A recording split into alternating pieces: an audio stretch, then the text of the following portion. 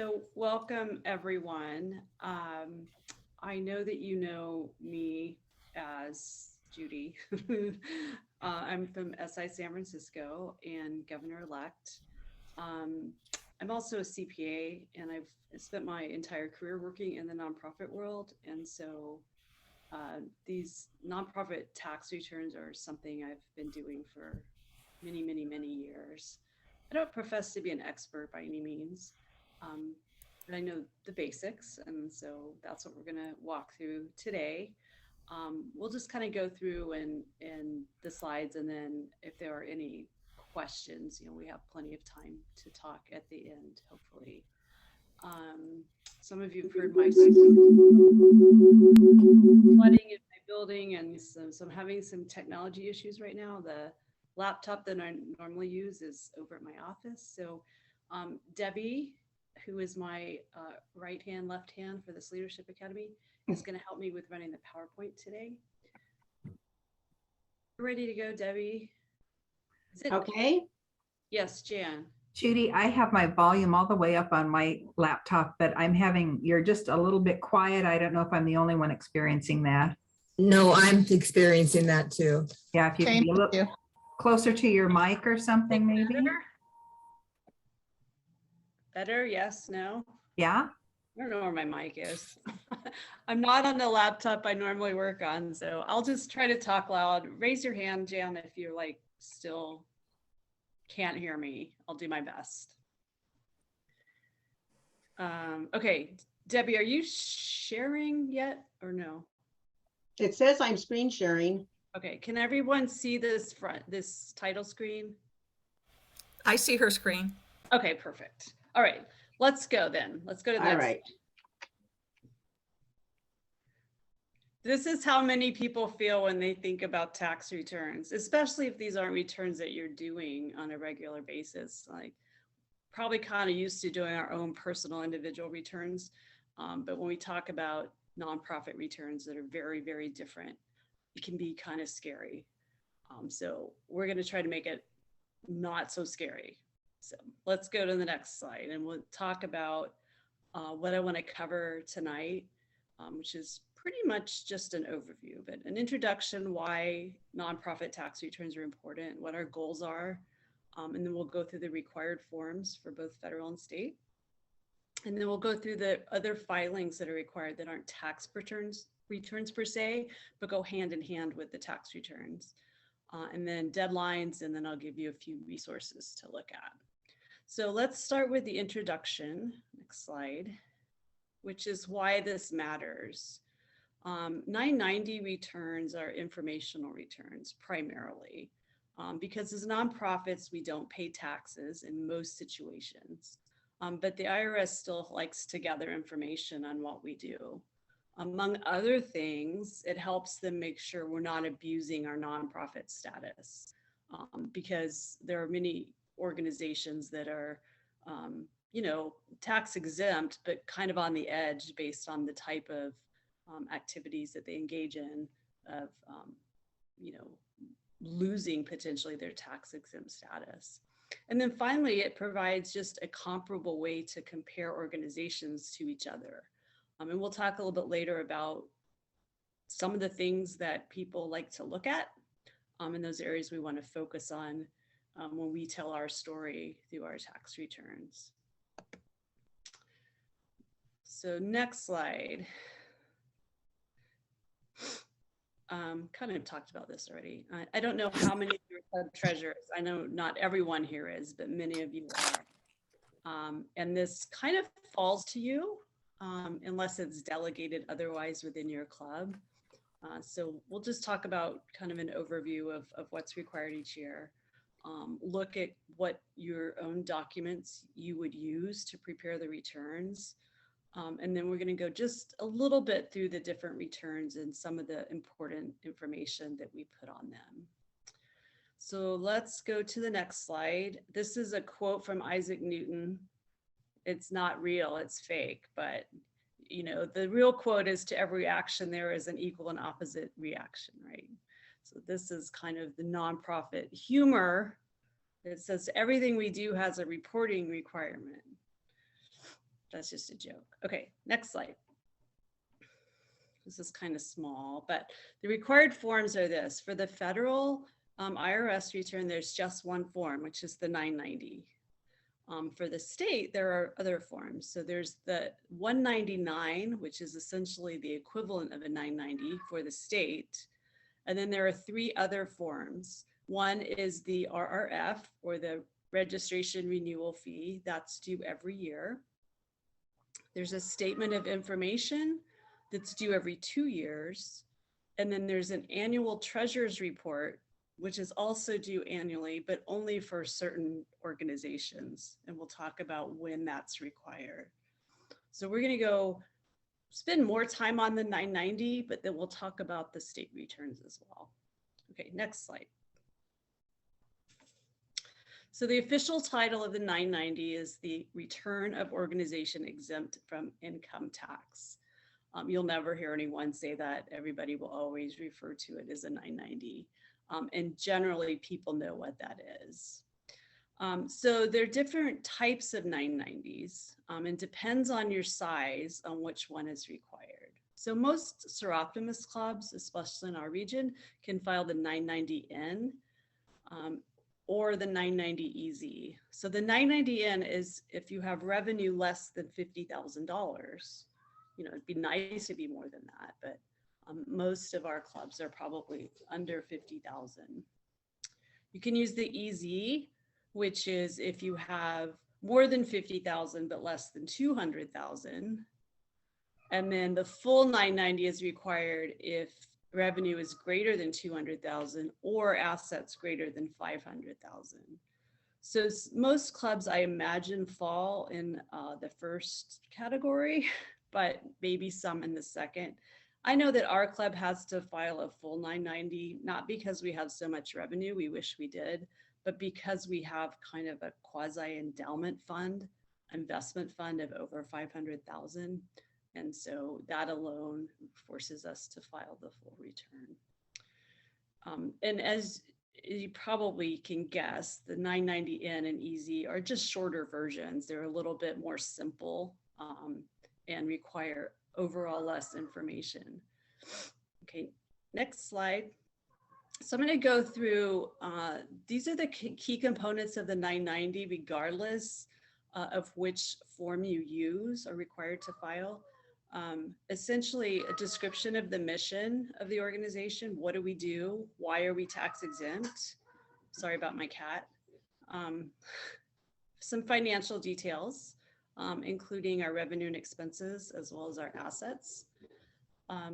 What our governance looks like, you know, who is our governing board, and what kind of oversight does the board have over the organization? And then program activities. So specifically, what do we do in support of our mission? Okay, next. So we're just going to go through some of these parts quickly. So part 1, description of mission. This is easy. We all have the same mission, and we could copy this straight from the SIE mission, which should be the same for our clubs. So every 990 should have this as a description of what we do. And then the next is on part 1 of the 990, very high level. It's a comparison of revenues and expenses from the previous year to the current year. And this is very high level. It's not a lot of detail. It's like 3 lines for revenues and just a couple lines for expenses. And then total assets, liabilities, and net assets. And then later in the return, these go into some more detail. So this is just kind of a snapshot look at the size of the organization and operations for the year. Next. Also on the very front page of the 990 is signatures. So the 990 should be signed by your club president. If you have someone doing the return for you, which some clubs do, they would put their name there and indicate that they prepared the return for you. Okay, next.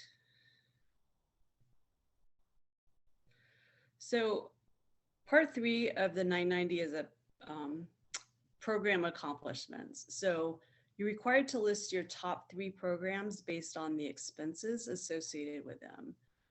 So typically this would be probably Live Your Dream, possibly Dream It Be It, and probably one or two of your major fundraising events are probably what it would be listed here.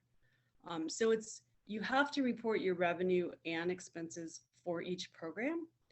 So it is important, treasurers, as you maintain your records throughout the year, that you're keeping track of your expenses specific to what you're doing. It's pretty easy to do that on the revenue side. It can get sometimes harder on the expense side, but for the most part, for what we do, this is pretty straightforward.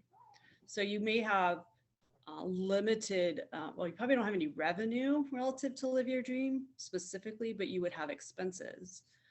And then your fundraising events, clearly you would have both revenue and expense. So it's important that you have a good system in place to help you identify specifically for the three top things you do, what your expenses are for this. Okay, next. Part 4 of the form, and this goes on for a couple of pages, is just a whole lot of yes/no questions. And these are designed to guide which future schedules in the 990 you'll be required to include. So as long as you say no to things, then you don't need to complete the schedule that's associated with that item. You know, for example, one of the questions, and I throw this out as an extreme example, would say, do you have any activities in other countries? If so, then you're required to do a Schedule F, which is for foreign activities. If you say no, then you don't have to worry about that. So that's just an example of how it works. So this part is important to get it right, because if you need to disclose something in a separate schedule, it's important that you know that. But mostly, I think for our clubs, most of these questions will be no. Some of the ones where we might say yes is if we own any assets, if we have any investments or endowments or quasi-endowments, or whether we give out more than $5,000 in grants, which many of us do. And if that's the case, then there's a separate schedule that lists out the grants that we give out. So those are probably, I think, the most common ones where we would say yes. Okay, next. Part 6 of the 990 is about governance, and this is a whole lot more of a yes and no questions. And this is used to kind of, it doesn't necessarily result in any additional schedules or disclosures on the return, but it's information that's used by places like Charity Navigator or GuideStar, places that rate kind of, well, quality is not the right word, but they'll rate nonprofit organizations based on this kind of information. So the things here generally are about how business is conducted. So size of the board, whether minutes of meetings are documented, are there any related board members, anyone on the board that is related to any other organization that you might be doing business with, those types of things. And this is also where the name of the person maintaining the financial records is listed. So that's typically the treasurer. Could be someone else if you don't want your treasurer's name on the return, but typically that's what would go here. Next. Part 7 is officers. So this is where you would list all your board members, and you would list everyone that was on the board during the year, even if you had people coming in and out. Like say you had someone leave or quit or move away, you had a new board member join. You would list anybody that was on the board during the year, and you would list their title, if they're an officer, a director. If you have in your bylaws outlined who's an official officer, like your president, vice president, secretary, treasurer, they would get it indicate that they were an officer as opposed to just a member of the board. So this is important to get right. Okay, next. Part 8 goes into a lot more detail on the revenues. So here you'll list any money that's coming in either for an event, or if it was some sort of sponsorship or grant or any other form of revenue. So it just gives you a place to separate your revenue into a little bit more detail by where it's coming from. Dues, I listed, there's a line for membership dues. If you're lucky enough to be earning any interest income on your bank accounts, that would go here as well. This is still pretty straightforward. It's not overly complicated on the detail, but it's more detailed than was on page 1. Okay, next. So part 9 is functional expense. And I will say this is the one section of the 990 that people look at the most. The two things that people review the most are your most highly compensated employees, of which we don't have because none of us get paid, and the functional expense statement, which is basically saying how much of the money that we spend is on our programs versus how much is spent on fundraising versus how much is spent on overhead or management expenses. I have a general rule of thumb that people like to see your management expense at 10% or less of your total expenses, because as nonprofits, we want to be spending money on our programs, right? So this is important to get right. It's important that you have a way to identify and separate out kind of your club expenses versus your program expenses. It's really not that hard if you think about it. You know, any expenses that you incur just to maintain the club, whether you're doing any programs or not. So for example, PO box, supplies, insurance, etc. Whereas the majority of our costs should be program oriented. So all your costs related to Live Your Dream or Dream It Be It are definitely program expenses. All of your costs related to your fundraising events can go into program expense because you're doing those for purposes of raising money for your programs. So again, there's more detail on the types of expenses. You know, supplies, there's would obviously be a place for dues that we send to SIA into the region. Grants, I'm trying to think what else is on there. Salaries, benefits is a biggie, but we don't have those. It's pretty straightforward, pretty basic. Okay, next. Part 10 is the balance sheet, which is basically going to be your cash. Or any investments if you have them, if you have a CD or any other type of savings account, you would list that here. Generally, our clubs are reporting on a cash basis, and so we don't tend to have liabilities in the sense that other organizations might, because we don't have debt, we don't have borrowing. We may technically have money that we owe people to, but since we're generally cash oriented, it would be pretty uncommon for clubs to report any liabilities. And then the difference is your net assets. So net assets is just a term in the for-profit world. It's equal to like owner's equity. In the nonprofit world, it's called net assets, which just means it's basically the equivalent of your assets or your cash. Okay, next. So that's kind of it for the 990. Those are the main sections and the kind of areas that get attention that you want to pay particular attention to. Those cover the majority of activities for our clubs, I believe. If there's a club that has significant other types of activities or significant investments, for example, there are definitely additional disclosures that are required, but that's certainly less common.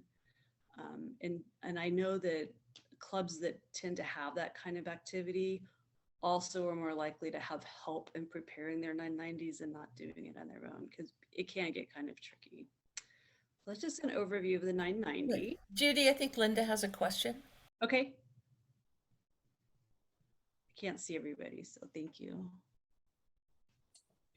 I went online and tried to download a 990 and I couldn't find it anywhere because I did all the others, the CTRs and the, and the RRFs and everything, but I couldn't find how to download a 990 to work on it.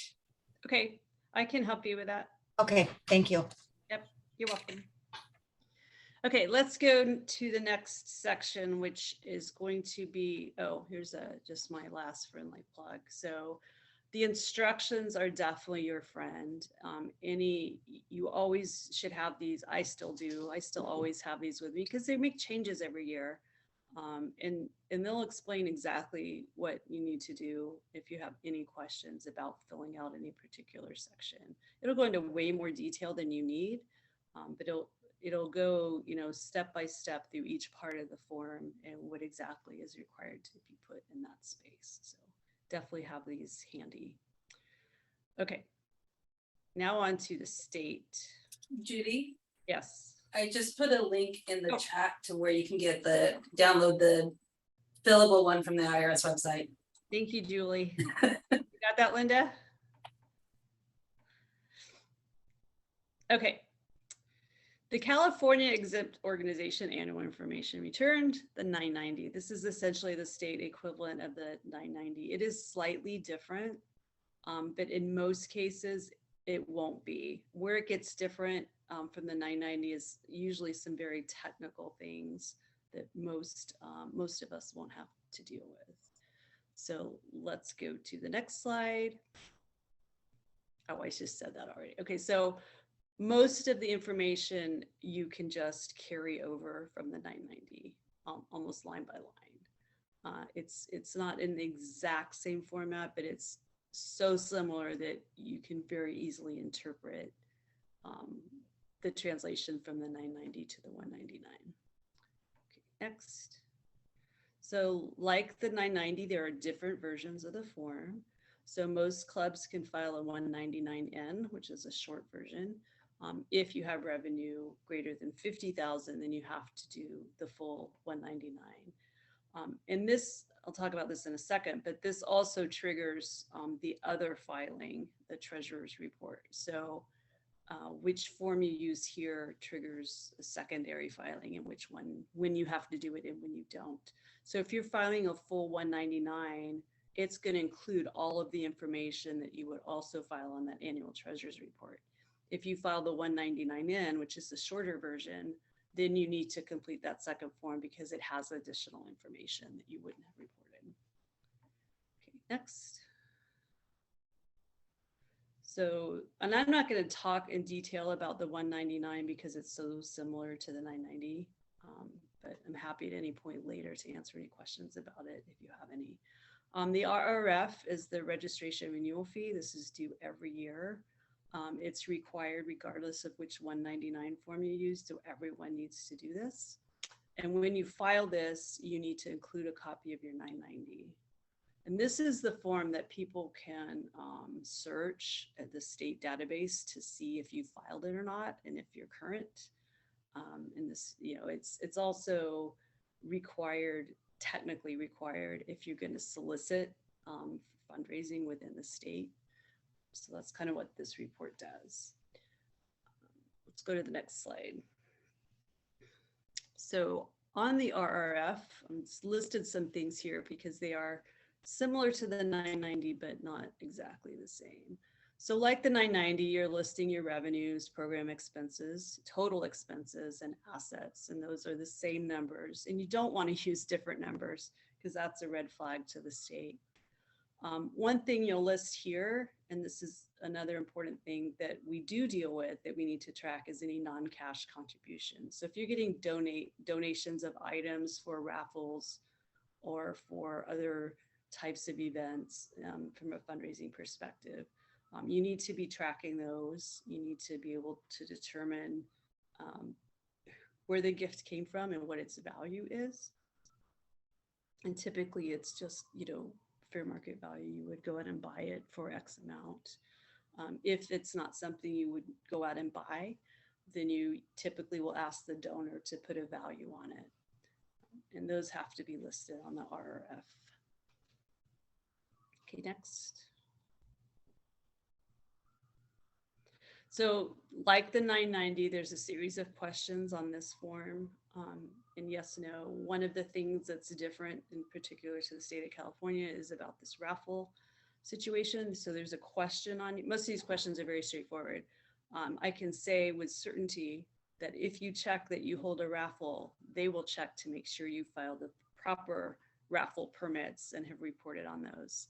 So that's a discussion for a different day. But I can guarantee that they talk to each other, and that if you answer yes to this, better make sure you're also filing your raffle report or they will come get you. I've been on the wrong side of that. That's how I know. Okay, next. Okay, that was it for the RF. And then the SI 100, which is the statement of information, this has to be filed every 2 years. So this is maybe harder to keep track of because you have to know which year it's due. But it's basically just kind of what's your address, who are the officers. It's very informational. There's not a whole lot of numbers or anything like that. Not very difficult to fill out. The difficult part is remembering to do it. Okay, next. So the CTTR1 is the annual treasurer's report. So this is the one that must be filed if you use the 199N, meaning you have less than 50,000 in revenue. So if you have over 50,000 and are filing the 199 full version, then you don't have to do this form, but otherwise you do. And it's also very straightforward. It's some basic financial information, nothing that you haven't already put on the 990. It's just, again, it's just remembering to do it. Okay, next. I said that already. Let's go to the next one. Okay, so filing deadlines. So filing deadlines for the 990 is by the 15th of the 5th month. So since our club year ends on June 30th, that means these are due on November 15th. Can you file an extension? Yes, you can. And many clubs do. But it's not, unless your 990 is complicated, it's probably better to get it out of the way and not deal with an extension.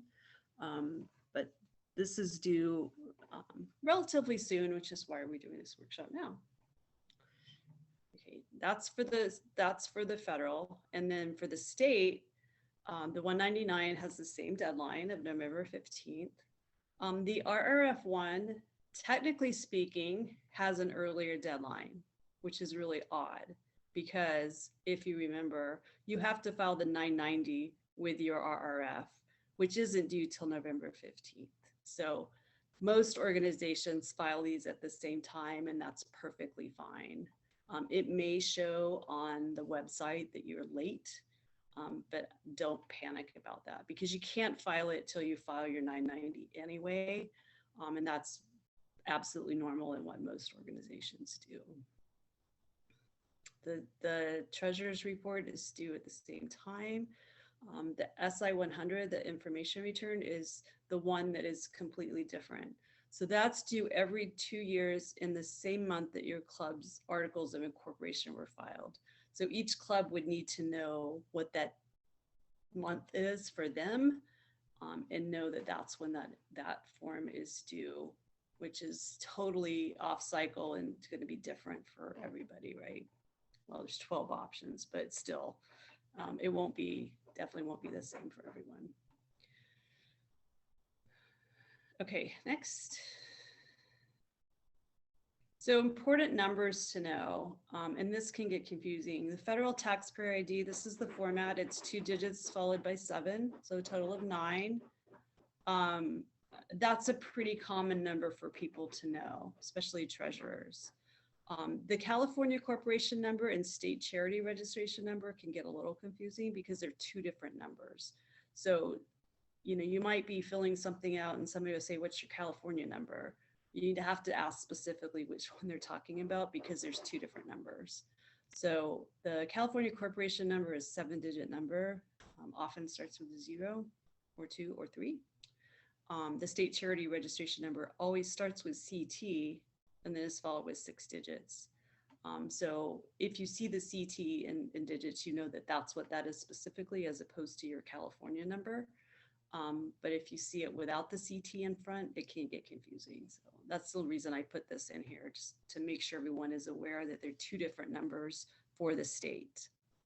And they go on different forms. Okay, next.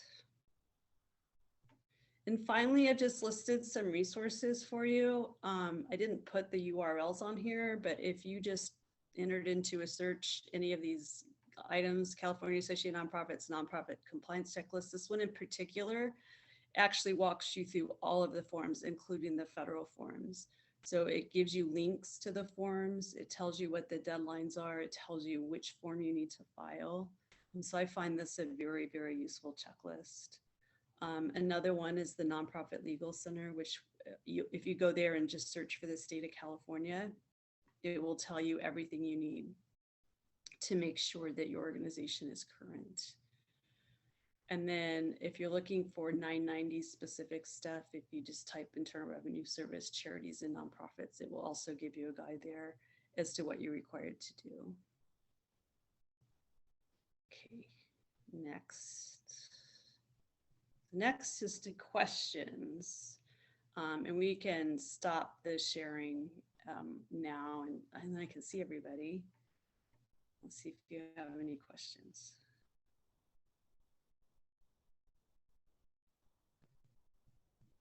Who's done a 990? Janice. Can't see everybody. Who's going to be doing a 990? Nobody. I have a question. I have a question. Now, when these Yeah. forms are completed out, do all the officers get together and fill them out, or is it just on the treasurer? Do they have like a meeting where they do this, or is it just the treasurer that's responsible? I'm sure every club is different. Generally, the treasurer will fill it out, probably with some help and some input. Technically speaking, the entire board should review it before it's filed. That's actually one of the questions on the forms. Has everyone reviewed it or had the opportunity to review it? It's not required, it's just a good thing to do, especially if you think anyone's likely to get any questions about it. So I don't know. I mean, if other people want to comment on how their club does it, that might be helpful. Yeah, Linda. I got thrown into being treasurer because our treasurer just ups and moved away. So I've been going over old records, and that's why I had so much trouble with that 990. I couldn't find anything.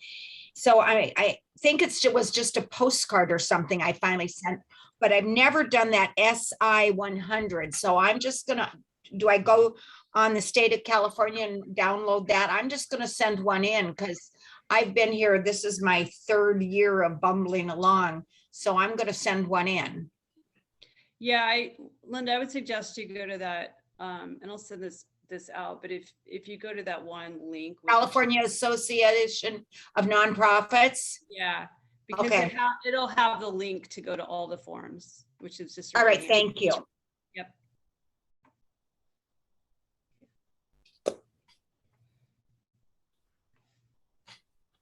So can I ask, I'm sorry. It's okay, go ahead. Did I understand you to say that the state 199 needs to be filed November 15th Correct. and the RRF1 needs to be filed October 15th? That's like tomorrow. That's in 2 days. No, you technically yes, but you can file it on November 15th. Okay, because I was thinking, well, that means I'd have to hurry up and get the 199 done. Nobody does that. Everybody turns. Okay, cool. Yeah, it's totally fine. I just wanted to add that last year when I filed our RRF1, there was an error and they did not accept it for some reason, but they never told me. I just happened to go online and check and see that it wasn't accepted. And then I had to get in contact with them and we got it all cleared up. But I just wanted to caution people, you might want to give it a time and then go in and look and make sure the things were there. Yeah, thanks Janice for sharing that. That's interesting that they didn't tell you why. I will say it takes the state a long time to post. They will say, depends on if you file electronically or in paper through the mail, but it does take them a while to post your status, probably 30 to 60 days. So if you file it on time and you check back and the showing is delinquent or something, don't panic until a couple of months have gone by, and then you might start to panic. Yeah, Linda? How do you check status?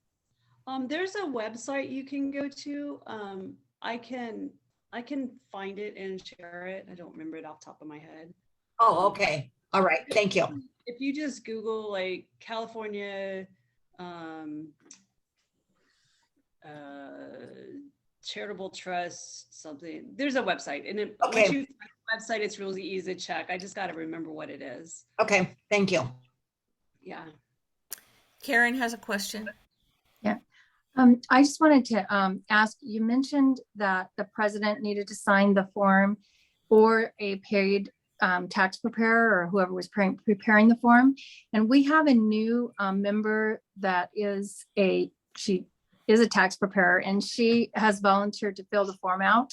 Would she sign it or the president in that situation? Because we're not paying her to do it. She's volunteering to do it. Yeah, I would still have your president sign it. Okay. I would have her sign it. Yeah. That's what I thought. I just wanted to double check. Just wanted to make sure. And Judy, there's a question in chat that you said the meeting's being recorded. We'll get a recording link at some point, but they wanted to know if they could get a copy of your slides. Yeah, I will work with Debbie to get everyone's email address and send the slides out. I'm still I'm almost there. I'm working on the process for getting the recordings out. I've had a lot of questions about that. I have now created a YouTube channel for our Leadership Academy, and so they're all there. I've got 6 out there so far. I haven't told anybody yet, but they will all be there. And once I get it all worked out, that will be the place to go see the recordings. And then I think we're just going to have to send out the PowerPoint presentations for all the workshops to club emails, so you can have those when you look at the recording. That's coming soon. I have one question. Donna, what's your last name?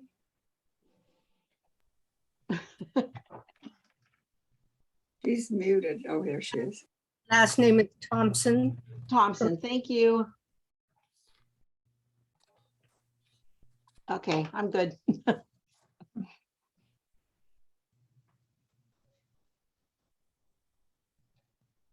Yeah, probably what I'll do, probably the most best logistical is I'll send the PowerPoint out to the club emails. And if you aren't getting your club email and you want to just ask your president to make sure you get it, that's probably what I'll do for now. Or if you want to email me directly with your email address, I'll just respond and send you the PowerPoint. That's just spgovernor-elect@stroptimus.net. So that's, you can get me there. I think all the treasurers always panic over filing all these forms. Mhm. Oh, yeah. Yeah. Totally understand. Yeah. Scary. And if you have any questions, contact Janice. No, just kidding. It's like, I'll contact Judy. So, Oh, but Jan, I do want to share that on that one form where I messed up, and I actually ended up with a direct contact with someone at now I can think of the office, anyway, whatever the office was in Sacramento. And she worked with me, and we just kept going back and forth until we got it all cleared up. And she was even missing something from her files, and she asked me if we had it. And I was able to send her something that she needed to fill in. So I thought that was very interesting. so Well, I beg everyone, every meeting practically to please take me out of this horror, but I'm still here after 3 years. So nobody's volunteered. It's Jan, kind Did you text me after the meeting? Are you talking to me? Yes. Okay. You, Janice, thank you. Or call me would you be know- better. Thanks. to your point, Linda, that one of the hardest things about this is if you don't have consistency and you know, if a new treasurer is coming in often, I know treasurers often get in the spot for multiple years, but and sometimes it is advantageous to find an outside person if that can help you get consistency with filing, because a lot of the information rolls over from year to year, and to have to pick it up new each year and have someone new learn it is a huge challenge. And so to the extent that you can find someone, even if it's an outside person that you pay a little bit to have some consistency in these filings, it is helpful. I know not every club can afford to do that, but in many ways it relieves a lot of the stress and pressure and Well, I can do all the QuickBooks part of it. Yeah. That part I've got down all right and everything. And in fact, from our district meeting, we got 2 new members that went just as guests to the district meeting, and they came back to our October 11th meeting and said, we're joining. So I sent in to Janice today, the Sierra Pacific part and the SIA part. So you got that down. I got that down. That's the important part, but unfortunately this stuff has to be done too, so. Well, I already started filling out my forms. I've got them, you know, the beginning started on all of them except that 990 and that one, the RRF and the CTR. I've got those already started. So, and so I'll work on those as soon as I'm going to NASCAR this weekend. So when I get back. But Judy, you spend a lot of time on the 990, but most of us file either the 990N or the 990EZ, which is actually extremely simple. Yes, okay. Yeah. So it's just adding up a few figures. I just couldn't find it when I went on there for I guess it would be for 2022, wouldn't it? And it kept saying 2020 on the site that I was on. So I was looking for a current one. You're not gonna find it 2022 because it goes by your fiscal year. Yeah. When your fiscal year begins. Yeah. So it's gonna say 2021? Yeah. Okay, that's good to know. Thank you. I appreciate that. Thanks for that, Julie, because that's very confusing. It can be if you have a non-calendar fiscal year, it gets very confusing. Okay. To use, yeah. Okay. Any other questions? Don't get frustrated. If you run into issues and need help, just yell, and there are enough resources in this region. We'll all go through it. I have Janice's number. What's your number, Judy? I don't Or are you the one I would be? Who would I call, Janice? You probably start with me and then I will then call someone else. And all right, that sounds good. Thank you for your help. I have first dibs on Janice. Sorry. I don't know how to do the 990 with no letters after it. I've only done the little ones. Did we do that yet, Janice? I think so. Thank you, dear. I'll share. All righty. Well, thanks everyone for coming, and good luck, and reach out if you need help. You, Judy. Thank you for your help.